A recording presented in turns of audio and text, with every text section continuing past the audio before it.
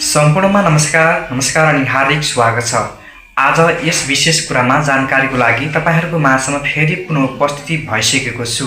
बिहानको समयमा good morning सँगै तपाईहरुलाई बिहानीको शुभ सन्देशमा आज तपाईहरुको माझमा सबैले बुझ्नुपर्ने र सबैले जान्नुपर्ने यो भिडियोबाट जानकारी दिएको छ।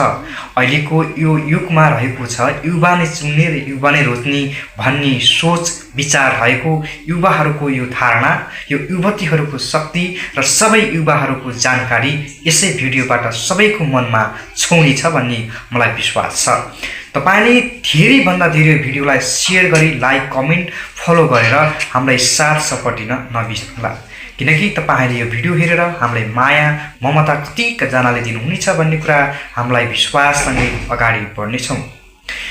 भिडियोलाई तपाईले पुरा हेरेर तपाईले भिडियोलाई साथ सपोर्ट दिन चाहिँ नभुल्नुहोला, किनकि अबको युवाले आफ्नो परिवारलाई सम्झाउने तरिका यो भिडियोको प्रसङ्गबाट जानकारी दिएको छ।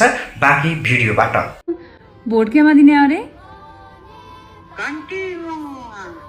घन्टी घन्टी मुखले घन्टी घन्टी हामीलाई ठिक्क पार्नलाई घन्टी घन्टी भनिने काहीँ एमालेमा देउली तम्रो त्यो एमाले सेमाले भुलिनु। अब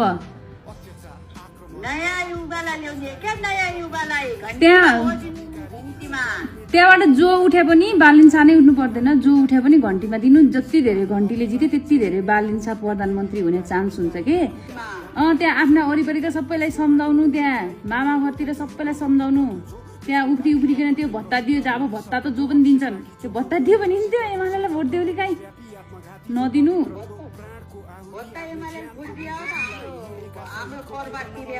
हो यस्तो यस्तो बुझ्ने मान्छे हुनुपर्छ। त्यो पार्टी भने नि धेरै पार्टीका पछाडि नहिँड्नु। मम्मी थाहा सिक्छ न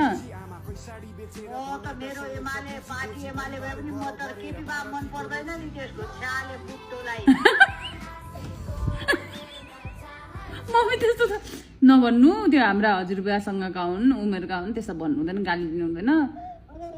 हजुरबुवाले त साइडमा लागेर बस्नु पर्छ र नाति लुट्नलाई हेर्मा तिमीहरु गर भने छोड्दिनु पर्यो त। हो त्यही भएर अब पार्टी एमाले भए पनि भोट चाहिँ घन्टीमा दिनु।